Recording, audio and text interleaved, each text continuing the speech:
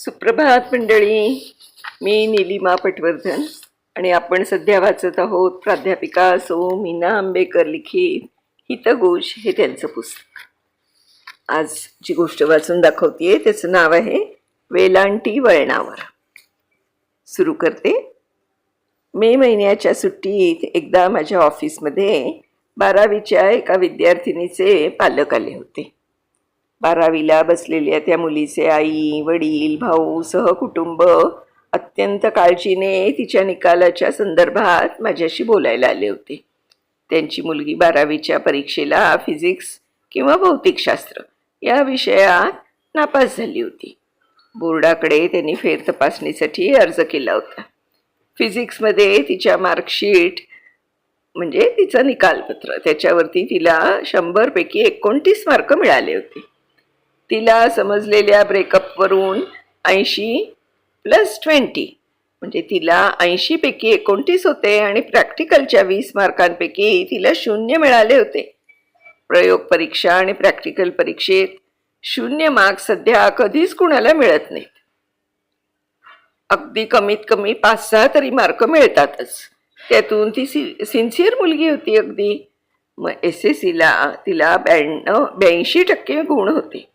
त्या विद्यार्थिनीला विचारलं असताना ती अगदी आत्मविश्वासाने सांगत होती की मला ह्या नावाचा प्रयोग परीक्षेत करायला आला होता.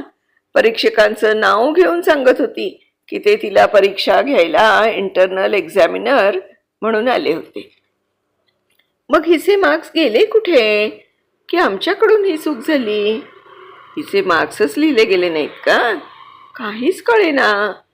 तिचे आई वडील कमालीचे अस्वस्थ झाले होते. सुट्टीत कोणीच अध्यापक वर्ग नसल्यामुळे म्हणजे कामावरती नसल्यामुळे सगळ्यांची सुट्टी चालली होती ना, त्यामुळे सगळं परीक्षेचं रेकॉर्ड काढणंही खूप कठीण होतं. मी त्यांना 2-3 दिवसांची मुदत मागितली. मनात मात्र मला सारखं वाटत होतं की आपले शिक्षक किती बेजबाबदारपणे काम करतात. बिचाऱ्या निष्पापुलीचे केवढंही नुकसान. 3 दिवसात आम्ही सगळं रेकॉर्ड गोळा केलं. सर्व परीक्षकांना बोलावून घेतलं आणि सगळ्या तपासणीनंतर कळलं की ती पठ्ठी प्रॅक्टिकलच्या परीक्षेला बसलीच नव्हती. सारं तिनं नाटक केलं होतं. त्यामुळे साहजिकच तिचे प्रॅक्टिकल परीक्षेचे मार्क्स बोर्डाकडून 0 आले होते. पालकांना प्रचंड शॉक होता. कारण ती असं काही करेल असं त्यांना वाटलं सुद्धा नव्हतं. घरी पण तिने तसं काही सांगितलं नव्हतं. फक्त ह्यात आमची कुठेही चूक नव्हती तेवढ्याचं समाधान मला मात्र वाटत होतं. एकदा एका मुलाचे वडील असेच गणिताच्या मार्कांची तक्रार घेऊन आले होते.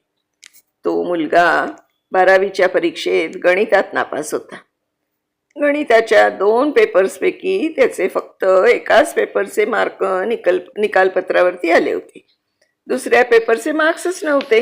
मग त्याचा पेपर कुठे गेला येतपासून सुरुवात झाली. मग पुन्हा असंच झालं. आम्ही सगळी चौकशी केली आणि नंतर कळलं तो या पेपरला बसलाच नव्हता. पाल्याच्या 12वीच्या वर्षात अशा अनेक पालकांना असे खूप धक्के बसत असतात. 12वीचं म्हणजे हायर सेकंडरी सर्टिफिकेटची जी परीक्षा असते ना, त्याचं असंच असतं. आपल्या पाल्याच्या क्षमतेची पूर्ण कल्पना पालकांना नसते. 10वी त्याला 80% किंवा 85% असे मार्क आहेत आणि असं त्यांना वाटत असतं की आता ह्या वेळेला पण तो छानच मार्क मिळवणार. तो माझा मुलगा आहे, त्याला एवढे मार्क्स मिळणारच. मग तो अभियांत्रिकी किंवा मेडिकलला जाणार, तो 90% किमान मार्क्स मिळवणार. या धुंदीत पालक असतात. मुलांच्या मनावर प्रचंड ताण असतो. आई वडिलांची अपेक्षा आपण पूर्ण करू शकत नाही हे त्याला समजतं, पण ते त्यांना सांगायची त्याची हिंमत नसते. म्हणून मग खरे मार्क्स सांगणं त्यांना अवघड होतं आणि ते घाबरून खोटंच सांगायला लागतात. पेपर उत्तम गेले असं. पण मग रिझल्ट लागल्यावर सगळ्यांनाच शॉक बसतो. काही पालक आपापल्या व्यवसायात एवढे मग्न असतात की आपला मुलगा कॉलेजला येत नाही, प्रॅक्टिकल्स करत नाही, त्याची त्यांना अजिबात कल्पनाच नसते. कोचिंग क्लास त्यांना प्रति परमेश्वर वाटतो. एकदा मुलाला उत्तम क्लासमध्ये अडकवलं ते मोकळे असं त्यांना वाटतं. कधी कधी सुशिक्षित पालकांचं एक वेगळंच रूप बघायला मिळतं. आमचा अमोल यंदा 12वीत आहे.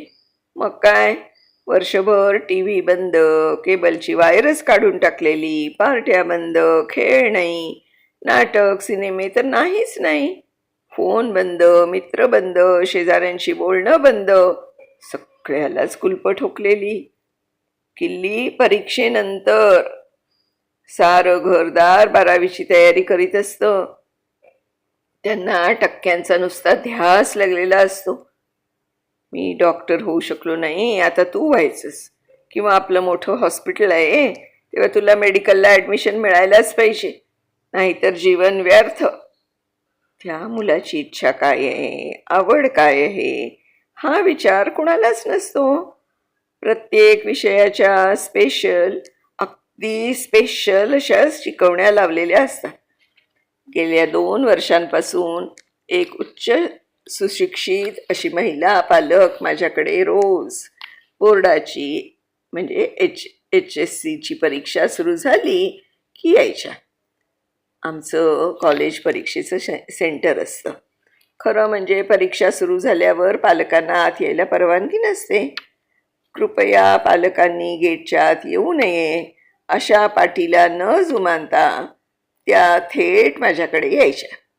काल अर्धा मिनिट प्रश्नपत्रिका उशिरा मिळाली किंवा वर्गावरून परीक्षा चालू असताना काही मुलं धावत गेली, दोरा लवकर मिळाला नाही, प्रश्नपत्रिका वाचायला 30 सेकंद उशीर झाला, मग तिचा अर्धा मार्क गेला, तर मग पुढच्या ॲडमिशनचं काय? तिला एक वेळ ॲडमिशन मिळेल, पण या पालकांचा फोबिया कसा जाणार?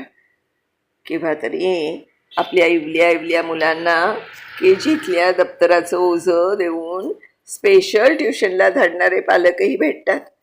तर काही आपल्या लाडक्या मुलांना त्यांच्या सुट्टीत एक क्षण सुद्धा घरी स्वस्त बसू देत नाहीत. 7 ते 8 क्रिकेट वर्ग, 8 ते 9 चित्रकला, नंतर संस्कार वर्ग, दुपारी कम्प्युटरचा क्लास, संध्याकाळी गाणं, काही विचारू नका. या सर्वातून पालकांनी कोणताच अतिरेक न करता, सक्ती न करता मुलांना नुसती प्रेरणा दिली, शिस्त आणि चांगल्या सवयी लावल्या आणि साऱ्यांचा सुवर्णमध्य गाठला, तर मुलंही त्याच मार्गाने जातील आणि फळही सोन्याचंच मिळेल. अगदी पटतंय ग तुझं. म्हणजे खरंच मी पण शाळेमध्ये खूप वर्ष जॉब केलेला आहे आणि माझंही असंच म्हणणं आहे. पालकांना त्यांच्या मुलांच्या परीक्षेबद्दल खूप म्हणजे खूप अतिशय काळजी असते. त्यांना शिकवणी ठेवली की आपलं काम झालं असं त्यांना वाटतं आणि मुलाची आपल्या कितपत तयारी आहे किंवा त्याची लिमिट, त्याची क्षमता किती आहे ह्याचं त्यांना भान नसतं. त्यांना असं वाटतं की माझ्या मुलांनी कायम प्रथमच यावं. तर पालकांनी थोडासा विचार करायला पाहिजे. आपल्या मुलांची क्षमता पण ओळखायला पाहिजे. सगळं असं टी व्ही बंद, खेळ बंद असं करून नाही चालणार. मुलांना पण थोडंसं काहीतरी वेगळं लागतं अभ्यासाशिवाय, याचा पण विचार केला पाहिजे. आणि तसं सांगितलं ना तसं सगळ्याचा सुवर्ण मध्य गाठता आला पाहिजे, हे मात्र नक्की. तर पालकांनी नक्की याबाबत विचार करावा. धन्यवाद. उद्या पुढच्या एखाद्या छानशा लेखासह आपण पुन्हा भेटू. तोपर्यंत बाय बाय.